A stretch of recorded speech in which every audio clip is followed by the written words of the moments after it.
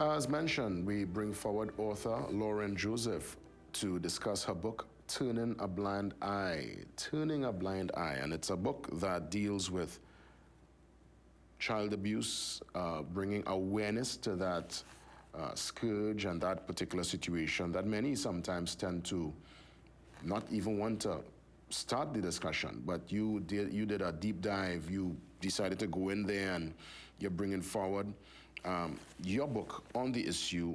Lauren, welcome and great to have you with us this morning. Thank you for this opportunity, Mr. Jason Williams.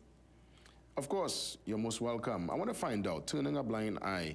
You would have mentioned here the decisions when people turn a blind eye. That decision to turn a blind eye, it's at the expense of our children. Tell me about the emotional impact, the kind of strength that was required to even attempt a book with such a heavy and, I would say, hard subject matter. Well, this book is actually a 10-year journey. It took 10 years to actually complete the process. And during the process, it was a 10-year journey for not just the book, but also the author. The purpose that the book is all about, the book is a well-researched book on highlighting and raising awareness on child sexual abuse. The book examines and explains the lessons to be gained from a major case in Trinidad and Tobago history, totally inspired by Akio. It contains different witnesses' statements from relatives, police officials, and many others, focusing on the past and present, the mindset that change and changes the landscape of things.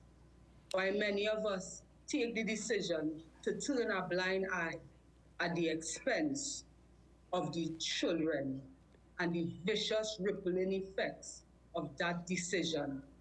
The book is balanced as it's well-researched and qualified by some of our top professionals in society. You know, the interesting thing is, many people, they are of the opinion that, well, you know what, it's not really my business. And I recognize that the book actually addressed that almost sense of removing yourself from a situation. You're seeing something going on, something is fishy, something is not adding up, but you tend to, as the book says, turn a blind eye. Why do you think? Is it something cultural? Well, there's many different reasons why people turn a blind eye. But because turning a blind eye is the catalyst for crime. And the catalyst for turning a blind eye is minding your business. We have a song that not knocking the person who sing it, drink water and mind your business. Not understanding that is the catalyst for turning a blind eye. So too many times we do not understand the effects, the rippling effect of that decision we make into turning a blind eye. As we said, there's many different reasons. When you watch the cover of the book, you see the cover of the book is a puzzle, and there's 5 puzzles that is incomplete with the words in it of why people beliefs are shaken and position are threatened. So often we believe that we make decision in the aspect of we turn a blind eye because of fear.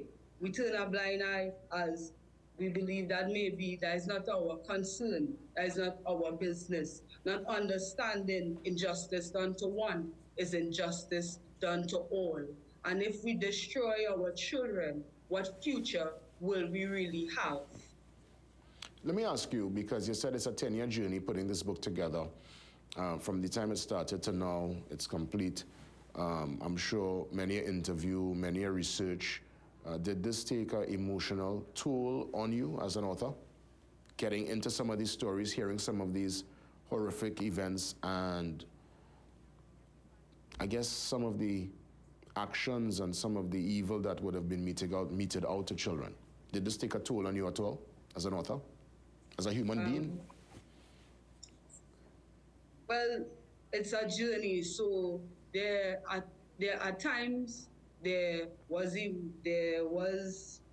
emotion and different feelings, but there's a focus that I stayed on a path to stay focused, that it's not about me and not to put myself and emotions into it, because too often that people come on the media and we say, all right, I and I and I, and the first thing that triggers off in a victim mind, or somebody who's going through it or who've been through it, is, here we go again, another one.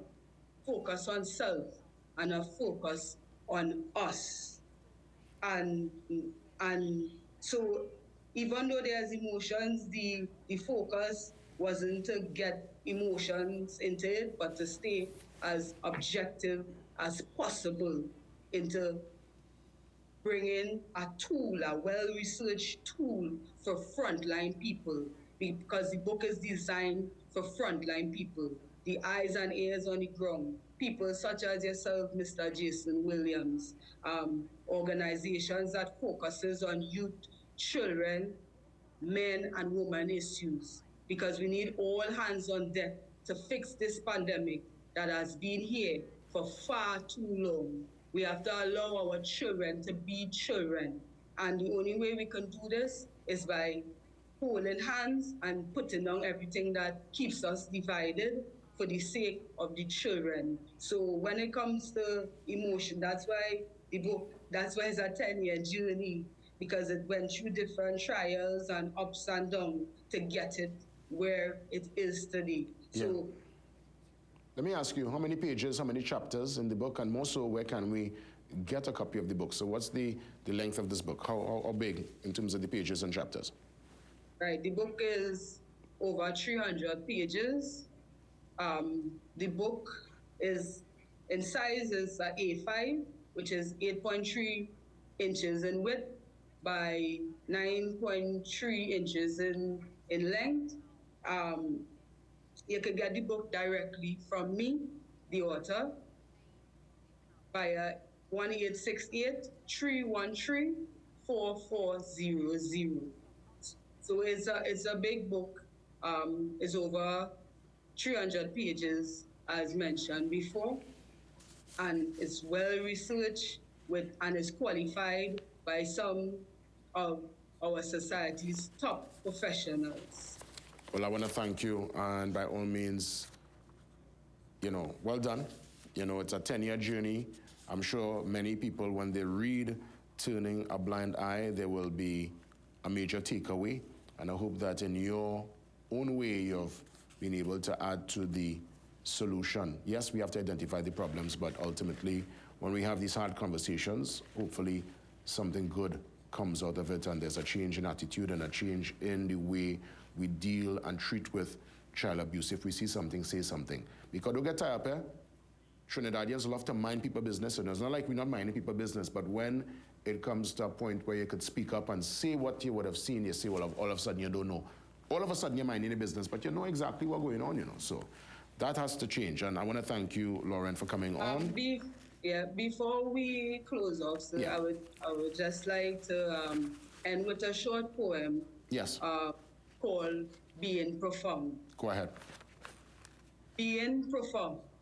Being profound is being simple, being real, connecting with the men, women, and children in all cross-sections of our nation and world.